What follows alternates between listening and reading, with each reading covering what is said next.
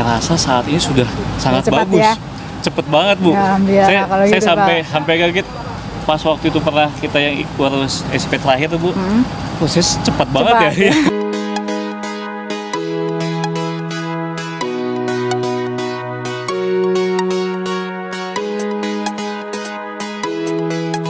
Kenalkan Pak, kami dari Dijen Horti.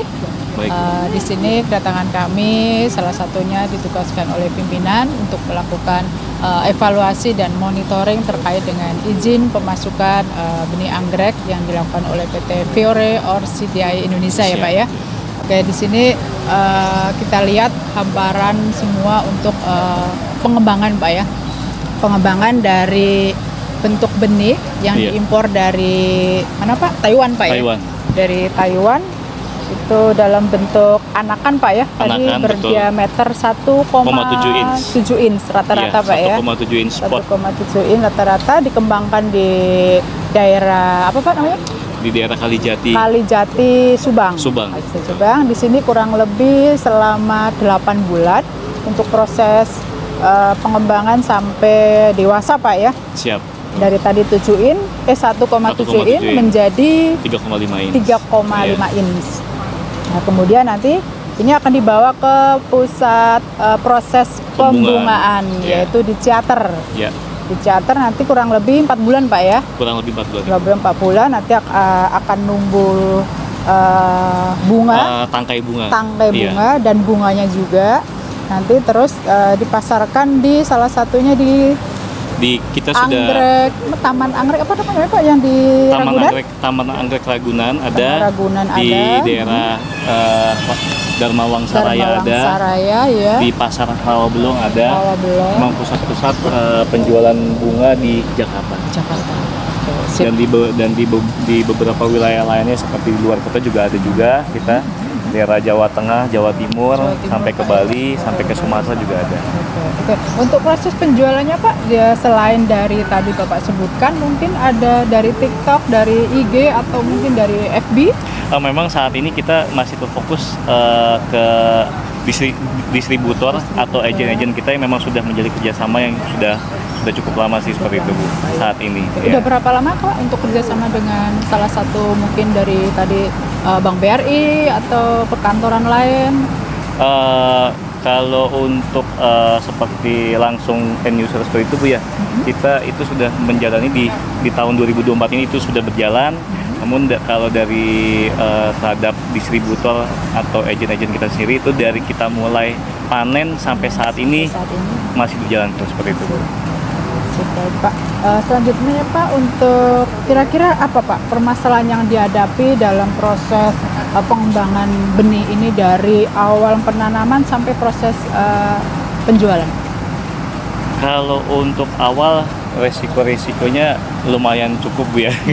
dari kita memulai pemeliharaan, pertama kali saya memulai pemeliharaan tuh pasti resiko kerusakan hama yang tidak bisa kita kontrol itu pasti Bu seperti itu. Tapi pertama kali kita mulai sejarahnya seperti itu Bu. Tapi dengan berjalannya waktu, pengalaman dan sudah terbiasa kita mengolah atau memelihara tanaman ini sendiri, ketika ada hama atau penyakit yang seperti itu, kita lebih tahu antisipasinya gitu Bu. Gitu.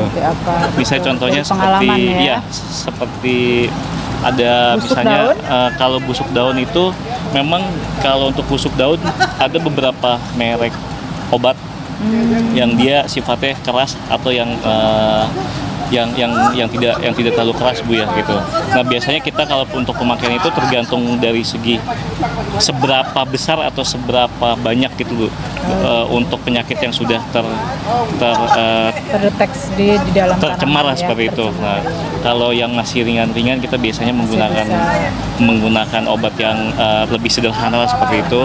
Tapi kalau udah menyeluruh, nah baru kita menggunakan obat yang cukup keras seperti itu sih Bu. Tadi cukup mudah lah ya. Iya, betul. Masalah dalam biaya. Betul. Kemudian yang kedua Pak terkait dengan proses SIP nih Pak.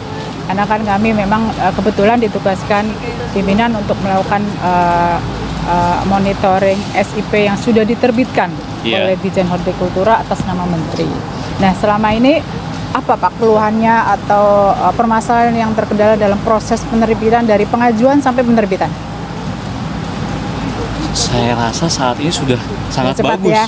Cepet banget Bu. Ya, saya kalau saya gitu, sampai kaget pas waktu itu pernah kita yang urus SP terakhir tuh Bu. Proses cepat banget ya. Sudah bagus Bu, sudah bagus. Sebelumnya itu kan sampai ya maaf ya banyak juga sempat pelaku tertunda usaha ya? yang tertunda Ya, gitu ya. Memang mau izin Pak, semua itu kita lakukan dalam proses evaluasi ya. Siap. Untuk itu kita monitoring di sini ada tujuannya untuk melakukan evaluasi ke depan supaya semakin lebih baik lagi dalam pelayanan. Bagaimanapun kita di layanan perizinan adalah fungsinya untuk melayani masyarakat dan pelaku usaha itu sendiri dalam proses meningkatkan devisa maupun dalam proses melayani masyarakat lah intinya. Kalau bisa mungkin Pak diimbangkan dengan ekspor kali Pak ya. Kenapa Pak tidak menuju ke situ? Yang pertama kita memang fokusnya masih di dalam negeri. Dalam negeri. Itu. Karena kebutuhan dalam negeri juga cukup tinggi. Cukup tinggi ya Pak. Waktu itu kita sudah sempat sih Bu gitu. Ada terpikir untuk coba ekspor bunga potong. Bunga potong anggrek juga. Anggrek. Oke. Namun ya tahun berapa Pak? Di 2024 ini. 2024 ini. Gitu. Cuman kendalanya adalah ya mungkin karena ketidaktahuan kita juga seperti itu Bu. Saya pikir mungkin lebih untuk ekspor apa lebih mudah atau bagaimana. Ternyata setelah kita proses kita udah siap semua tuh, udah siap kirim udah siap dari barangnya. Proses sudah selesai. Ternyata pada hari kita mau kirim itu butuh izin yang banyak ya. Ternyata seperti itu. Kita juga rencana kemana? Ke negara apa? Waktu itu kita mau coba kirim ke Jepang. Wow. Sama ke waktu itu Jepang masih Jepang. Tapi produknya lokal atau dari benih impor? Tetap dari benih impor. Oh, jadi di sini ibaratnya cuman pembungaan saja. Betul, jadi Bapak saja. mengekspor dalam bentuk bunga potong produk segara ya, bukan benihnya ya Pak. Oh, gitu. Dicoba lagi mungkin Pak ya, biar keseimbangan nilai neracanya negara itu seimbang antara impor dengan ekspor. Mau biar bagaimanapun kita kejarnya dolar. Terus apa nih Pak masukannya untuk kami sebagai tim pelayanan untuk Kementerian Pertanian pada umumnya lah? Yang saya lihat saat ini sudah cukup bagus. Sudah cukup bagus. Kita sudah cukup puas dengan apalagi dengan pengalaman untuk pengajuan SIP yang terakhir itu, kita sangat terkejut sih Bu. Prosesnya sangat cepat, sangat cepat. Oke, alhamdulillah kalau memang kami ini membantu ya kami akan tingkatkan lagi Pak. Samping itu juga sebaliknya Pak ya, kami juga di sini memiliki regulasi yang harus kita jalankan.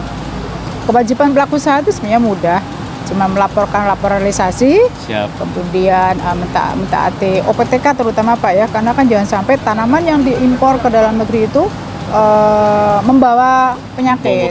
Karena kan itu akan merugikan semua pelaku usaha kelaknya ke depan. Karena untuk pestisida penyakit ini akan sangat mudah menyebar. Dari kita juga sebagai pelaku usahanya di Anggrek 2 ini Bu, kita juga memilih pabrik-pabrik yang terbaik yang ada di Taiwan. Di Taiwan. Ya. Tapi ini dari Taiwan doang Pak ya?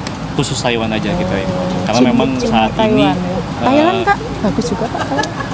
Saya sih belum pernah coba Bu, namun saat ini memang yang masih saya dengar dan saya alami gitu Bu ya, bibit Taiwan itu masih yang terbaik. Masih yang terbaik. Iya. Baik, terima kasih Pak Riko atas waktunya. Sukses selalu. Terima kasih.